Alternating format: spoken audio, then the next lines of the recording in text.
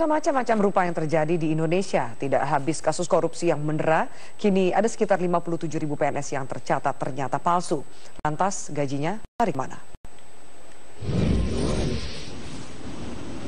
Badan Kepegawaian Negara atau BKN mengungkap data yang mengejutkan terkait pegawai negeri sipil. Ada sekitar 57.000 PNS yang tercatat ternyata misterius. Data terungkap setelah BKN menerapkan sistem elektronik pada 2015. Semula, angkanya mencapai 93.000 dari total 4,5 juta PNS. Setelah diverifikasi ke kementerian dan lembaga terkait, termasuk pemerintah daerah, jumlahnya tinggal 57.000. Kemudian kita verifikasi, ternyata dari angka itu memang ada yang mereka yang sudah pensiun atas permintaan sendiri, tapi tidak dilaporkan ke kami, datanya masih ada, itu kita hapus. Kemudian ada yang sakit lama atau meninggal dunia tapi tidak disampaikan, itu juga kita hapus. Nah, ada sisa 57 ribuan. 57 ribuan yang oleh instansinya tidak diakui. Ini bukan dari kami. BKN belum benar-benar bisa memastikan 57.000 PNS itu palsu. Tapi yang pasti, lembaga dan instansi terkait tidak mengakui keberadaannya. Padahal total gaji yang dikeluarkan cukup fantastis. Berdasarkan hitungan BKN, dengan estimasi gaji 2 juta rupiah per kepala, total anggaran yang dikeluarkan mencapai 1,2 triliun rupiah. Lantas kemana uang sebesar itu mengalir? Dan siapa yang bertanggung jawab? Tim Liputan, Metro TV. Pemirsa, tetaplah bersama kami. Usai jeda kami akan kembali dengan dialog mengapa negara kecolongan dengan adanya 57.000 PNS yang misterius yang menggerogoti uang negara. Tetaplah bersama kami.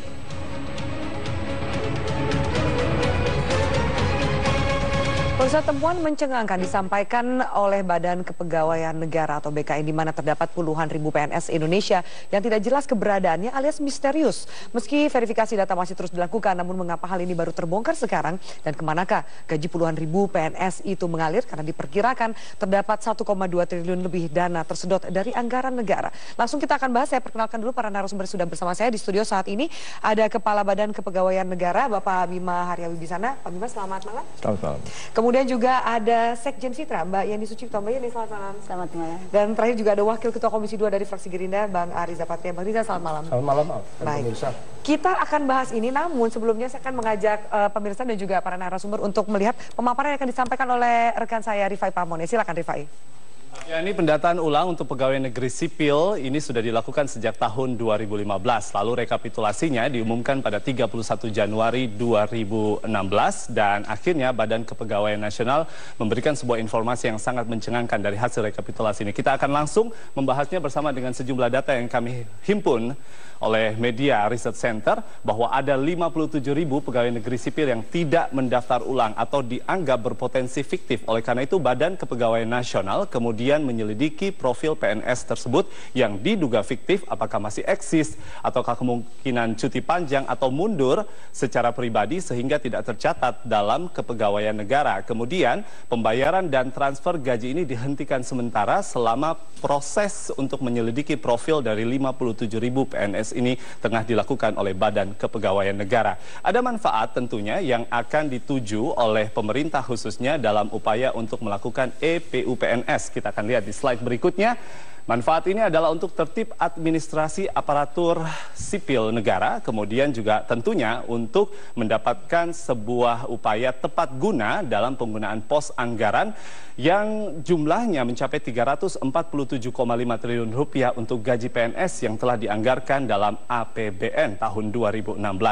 Lalu dari APBN 2016 ini tentunya pemerintah tidak ingin kecolongan karena tadi Afiani sendiri sudah menyebutkan ada sekitar 1,2 triliun rupiah kemungkinan potensi kerugian negara. Ini adalah nilai terendah. Kita akan lihat asumsinya yang juga dihitung secara sederhana oleh BKN. Asumsi BKN 50.000. Kita ambil angka 50.000 PNS saja dengan gaji paling minim atau dengan golongan terendah yaitu sekitar 2 juta rupiah per PNS, di mana dikali dengan 50.000 PNS yang tidak mendaftar dalam PUPNS, kemudian kita kali 1 tahun jumlahnya mencapai 1,2 triliun rupiah. Perhitungan dari LSM seperti Fitra jumlahnya lebih besar, Afiani Malik. Oleh karena itu sangat menarik untuk didialogkan. Silakan. Terima kasih Rifai Pone atas penjelasan dan pemaparannya. Langsung saya akan tanyakan kepada Kepala BKN Pak Bima. Sejauh ini tadi sebagai disampaikan ada 57.000 PNS yang statusnya saya bilang misterius. Penelusuran atau investigasi dari pihak BKN sejauh ini hasilnya seperti apa Pak? Jadi kalau boleh saya mulai dari awal, kita membutuhkan data yang akurat untuk penataan PNS. Dan itu kemudian kita lakukan EPU PNS sejak September hingga 31 Desember 2015. Kemudian kita perpanjang lagi karena Indonesia ini beragam, ada yang punya akses internet, ada yang tidak, jadi kita perpanjang lagi 2 kali. Dan hasil daripada PU PNS itu awalnya ada 93.000 lebih yang tidak mendaftar. Kemudian kita verifikasi kepada instansinya, mereka kemudian mengirimkan data 35.000 susulan. 35.000 susulan. Jadi sisanya itu ada 57.000 yang instansinya sendiri tidak mengetahui keberadaannya. Instansi ini kebanyakan kementerian atau daerah Pak? Ada kementerian dan ada daerah, tapi semuanya ada. Semuanya ada. Jadi ini bervariasi jumlahnya. Di kota-kota besar lebih banyak daripada di kota-kota kecil karena jumlah PNS-nya juga lebih banyak.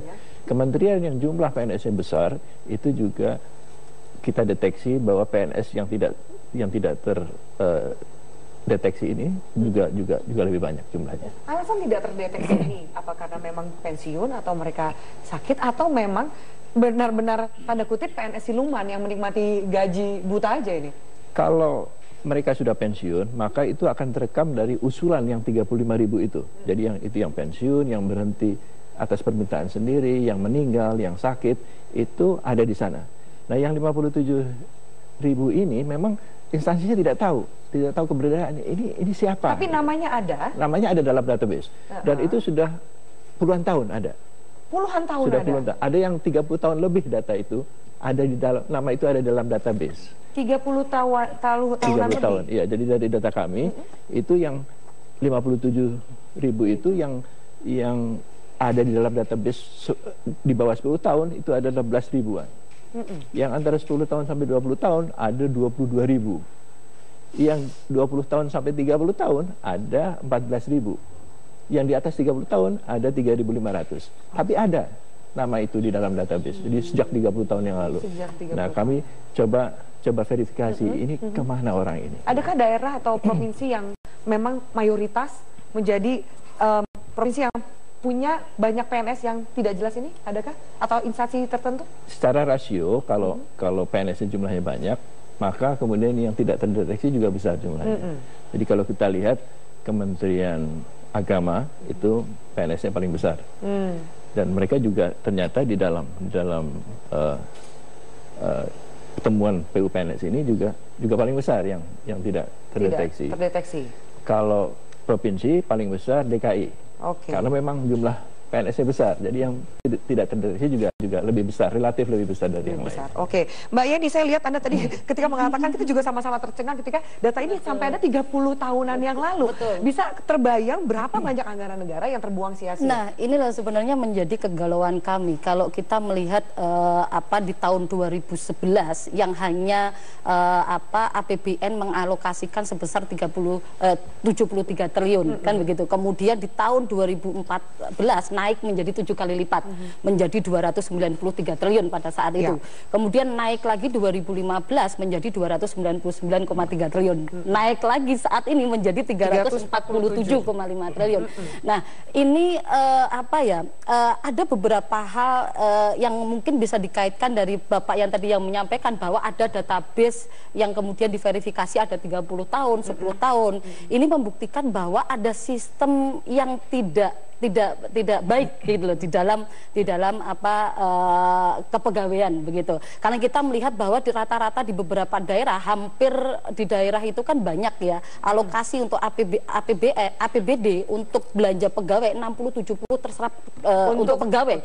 Nah, ini sebenarnya adalah respon yang harus cukup cepat direspon begitu loh oleh pemerintah. Tetapi kan sejak tahun 2014 melalui undang-undang ASN, saya agak sedikit menilai bahwa ini ada keterlambatan begitu untuk merespon adanya belanja APBD maupun APBN yang tergerus oleh belanja pegawai begitu.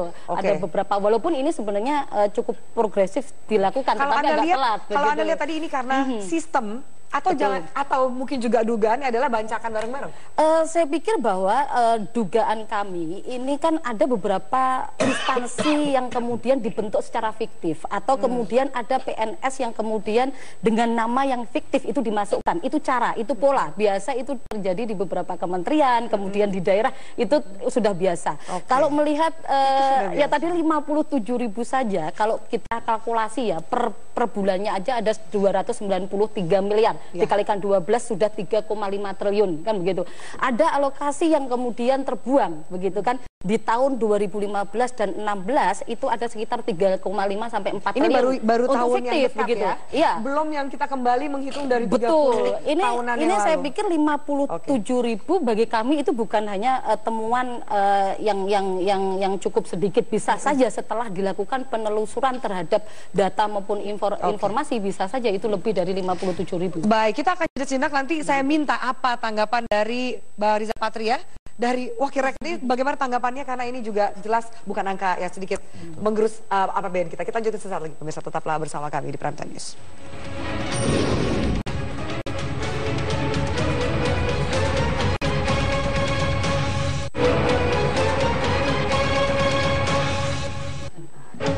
Baik pemirsa, kita lanjutkan. Bang Riza, saya minta tanggapan Anda, mungkin juga Anda sama tercengangnya dengan kami di sini. Ternyata datanya sampai 30 tahunan yang lalu sudah ada. Betul ya. Namun demikian saya mengapresiasi ya kerja Kemenpan dan BKN ya yang melakukan program ulang secara digital sehingga ditemukan. Kalau tidak ada programnya nggak ditemukan nih Pak Bima ya. Itu yang pertama. Yang kedua, memang kalau menyangkut ini memang kita punya masalah Mbak Afi ya. Masalah PNS ini ada dua. Yang pertama masalah kuantitas dan yang kedua masalah kualitas ya. Masalah kualitas diantaranya itu kita memang mulai dari ada yang harus terus diperbaiki ya melalui Kemenpan hari ini, memang terus memperbaiki mulai rekrutmen, seleksi, penempatan, distribusi, pembinaan dan pengawasan. Nah masalah ini disebabkan karena kurangnya pembinaan dan pengawasan secara berkala. Oleh pihak mana nih kurangnya pembinaan dan pengawasan? Ya unit-unit terkait, apakah kementerian, apakah provinsi, kabupaten gitu. Jadi bupatinya ini nggak merasa peduli dengan anak buahnya yang sekitarnya saja. Padahal dia ada tersebar di sekolah, di madrasah, di SD, mungkin di puskesmas dan lainnya. Jadi perlu ke depan dibuat satu program yang mampu menjangkau begitu. Saya kira dengan program IT itu bisa dijangkau dimanapun mereka berada. Dan harus ada pengawasan dan juga pembinaan. Kalau ada pembinaan yang berkala, berkelanjutan, itu kan akan kelihatan. Juga pengawasan, inilah bukti. Selebihnya juga kita memang seperti disampaikan tadi, ini kan masalah kita ini di belanja pegawai. Ya kan? Itu beban terbesar. Beban terbesar bagi bangsa ini, bagi satu daerah, provinsi maupun kabupaten. Ya. Kita ini sudah saatnya sebetulnya meningkatkan sumber daya manusia. Ya mohon maaf, kita selalu berkelakar. Kalau di Indonesia ini pekerjaan satu dikerjakan 5 orang. Gak efisien lah ya. Kalau tempat lain Mbak Afi, pekerjaannya 5 dikerjakan satu orang. Nah ini masalah ke depan. Tapi saya kira atas temuan ini kita berharap ke depan terus ditingkatkan dan perlu ada audit investigasi Pak Bima. Kemana sebetulnya? Karena tidak mustahil ada kesengajaan Mbak Afi. Sejak awal itu ada kesengajaan. Mohon maaf ini menjelang pilkada ini setelah menang kepala daerah, biasanya direkrut semua tim sukses. Nah, jadi pegawai dan seterusnya. Itu yang kemudian nggak jelas. Ya, dan selebihnya tidak bekerja dia. Cuma ngambil gaji buta. Kalau Anda katakan tadi efisiensi, pengawasan, pembinaan. Ada wacana pemangkasan jumlah PNS oleh Menpan RB 1 juta PNS. Karena 4,5 juta PNS yang saat ini dianggap sebagai beban negara. Bagaimana tanggapan Anda Pak? Jadi kalau kebijakan itu akan dilaksanakan, tentu kita membutuhkan data yang valid untuk melakukan itu. Jadi bagaimana kita menghitung distribusinya, kompetensinya. Nah dari situlah kemudian data-data ini bisa digunakan untuk melakukan penataan. Saya mengatakannya penataan tadi. Tapi tanpa data ini tentu akan mustahil kita melakukan penataan kepegawaian itu secara akurat. Pak, yang menarik saya mau tanya bahwa selama ini penataan PNS seperti pendaftaran ulang PNS itu memang saat ini sudah menggunakan teknologi, jadi IPU PNS. Sebelumnya bagaimana pendataan PNS dilakukan? Secara manual?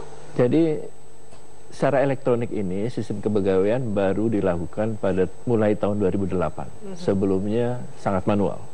Dan ketika manual itu penetapan NIP-nya diberikan kepada pejabat pembina kepegawaiannya, apakah itu menteri, gubernur, atau bupati, dan itu diberikan secara gelondongan, jadi blok NIP gitu. Nah ini yang kemudian mungkin saja bisa disalahgunakan ketika memberikan NIP itu kepada ya. Kalau ada yang menyambung dari beberapa permasalahan yang ada, kita melihat bahwa satu persoalan yang pertama adalah persoalan database. Database itu kan bukan hanya berbicara di tingkatan pusat, tapi berbicara di tingkatan provinsi dan kabupaten. Kabupaten pasti akan melihat sampai sejauh mana di tingkat kecamatan dan sebagainya, karena database kita itu sangat lemah di tingkatan nasional maupun pusat. Nah itu menjadi PR.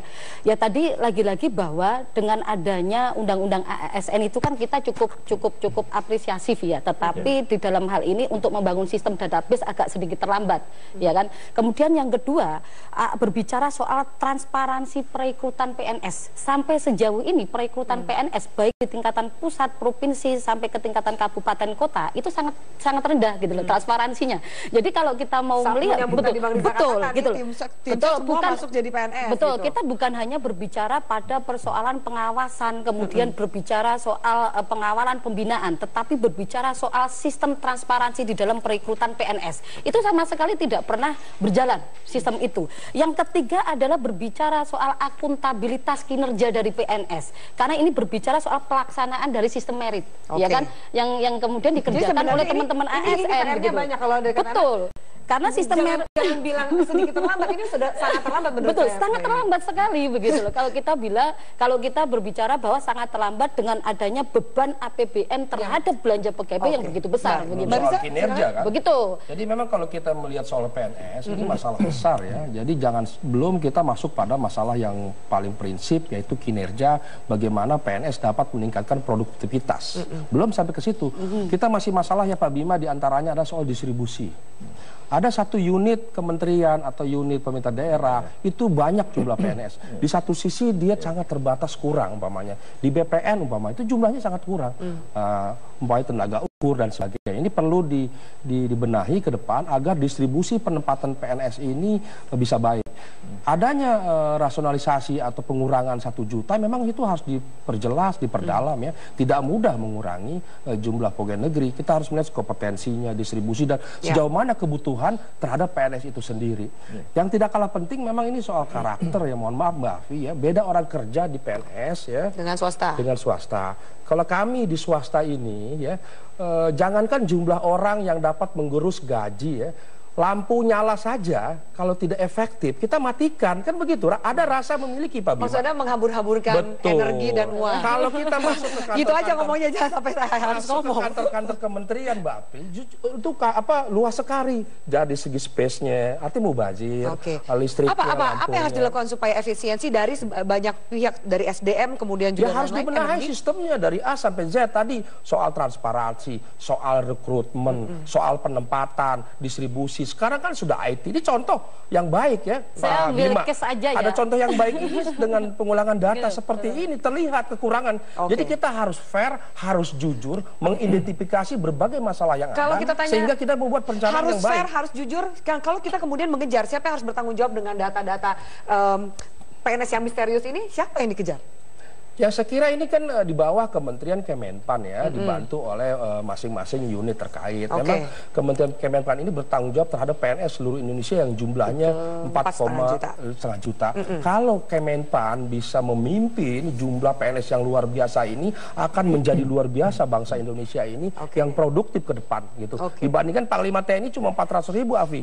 Jadi Pak Yudi ini luar biasa. Jadi bebannya juga untuk mengawasi pembinaan banyak sekali. Kalau coba case aja sebenarnya, tidak usah kita berbicara di tingkatan yang lebih makro, di tingkatan kementerian lain, kemudian di tingkatan provinsi dan kabupaten. Kita lihat aja di internal aja ya, di internal Kemenpan saja. Mohon maaf sebenarnya ini kalau berbicara soal database, berbicara soal data, penelusuran data dan informasi itu menjadi bagian dari pekerjaan Komisi ASN, ya kan, di bawah Kementerian PAN begitu kan, bukan menjadi tanggung jawab BKN kan sebenarnya begitu menjadi salah satu. Ini kan bisa saja sampai sejauh mana kinerja atau efektivitas dari kerja-kerjanya Komisi ASN. Ini bisa saja itu bisa saja belum kan bisa saja ini ada salah satu hal yang perlu dipotret dari kinerja tersebut. Saya kira untuk data ini kami juga memiliki tanggung jawab untuk membuatnya lebih akurat, memaintain data itu. Dan itu kita lakukan dengan PUPNS. Sebetulnya ini kita ingin lakukan pada tahun 2014. Jadi kalau dikatakan terlambat, tapi ketika itu ini tidak disetujui. Kenapa begitu? Karena waktu itu Pilpres. Jadi ditakutkan bahwa bukan cuma dimanfaatkan, ini untuk menggalang PNS begitu. Jadi kami kemudian mundurkan tahun 2015. Nah, untuk rekrutmen sejak 2014 itu kita sudah menggunakan sistem elektronik, computer assisted test, dan itu sudah diakui dan sudah mendapatkan penghargaan internasional. Itu sudah. Jadi sekarang ini tidak ada lagi orang bisa masuk sebagai CPNS tanpa melalui sistem itu. Tidak bisa sembarangan. Tidak bisa lagi. Itu. Nah, untuk kinerja tahun ini kami juga sudah memiliki sistem kinerja pegawai secara elektronik. Jadi itu harian kita akan bisa mendeteksi kinerja mereka. Bisa memantau. Ya. Oke, baik, kita akan jeda Bapak-bapak dan Ibu. Kami akan lanjutkan pemirsa di mana BKD ini menghimbau untuk menghentikan atau berhati-hati sebelum mencairkan gaji PNS yang 57.000 misterius ini. Kita lanjutkan sesaat lagi bagaimana mekanisme ketika gaji dihentikan bisa membantu efisiensi dan juga investigasi yang dilakukan oleh BKN. Tetap bersama kami. Baik pemirsa, BKD dihimbau untuk berhati-hati sebelum mencairkan dana, bahkan BKN menyarankan untuk menghentikan gaji PNS misterius tersebut. Mekanismenya seperti apa dan apa yang diharapkan dari penghentian gaji sementara ini, Pak? Jadi untuk tindak lanjut dari temuan 57.000 pegawai misterius ini, kami akan mengkelompokkan data-data itu per instansi. Kami akan sampaikan kepada instansi bahwa ini adalah data-data yang tidak ditemukan. Sekarang ini sudah kita blokir datanya. Nah, kita ingin meminta atau nanti kita bisa cek bersama-sama dengan teman-teman di kementerian atau di daerah, apakah mereka selama ini dibayarkan gajinya. Itu bisa kita lihat dari stok pembayaran gajinya. Kalau memang dibayarkan, kita ingin itu diberhentikan dulu sampai ada kejelasan mengenai status orang-orang ini. Jadi, nah, untuk memberhentikan ini adalah kewenangan dari menteri, bupati, gubernur masing-masing. Jadi bukan dari Menpan atau BKN. Jadi kalau itu memang kita nyatakan bahwa dia tidak eksis, kita minta kepada kepala daerahnya atau menteri atau kepala lembaga untuk memberhentikan PNS yang bersangkutan. Oke, kalau ke Bang Riza saya mau tanya, ini bagaimana ke depan? Ini pengawasan data penting untuk efisiensi